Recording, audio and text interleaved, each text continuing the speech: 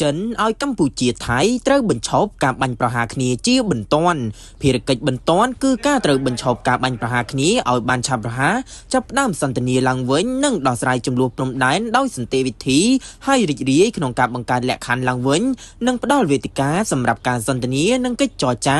រវាងភាគីទាំងពីរទាំងនេះគឺជាខ្លឹមសារដែលអគ្គរដ្ឋទូតចិនប្រចាំកម្ពុជា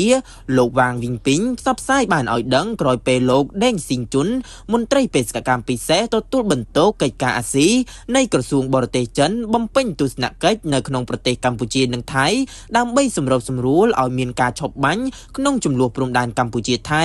អគ្គរដ្ឋទូតចិនលើកឡើងថាភាគីចិនគាំទ្រដល់កិច្ចខិតខំប្រឹងប្រែងសម្របសម្រួលរបស់អាស៊ាននិងគាំទ្រទូនីតិដ៏សំខាន់របស់ក្រុមសង្កេតការណ៍អាស៊ានក្នុងការឃ្លាំមើលបទឈប់បាញ់រីករាយក្នុងការបង្កើតលក្ខខណ្ឌឡើងវិញនិងផ្ដល់វេទិកាសម្រាប់ការសន្ទនានិងកិច្ចចរចារវាងភាគីទាំងពីរចិនសង្ឃឹមថាកម្ពុជានិងថៃនឹងរួមដំណើរគ្នាបន្តទៅមុខនិងខិតខំស្ដារទំនុកចិត្តគ្នាទៅវិញទៅមកនិងកសាងសន្តិភាពឡើងវិញតាមបណ្ដោយព្រំដែន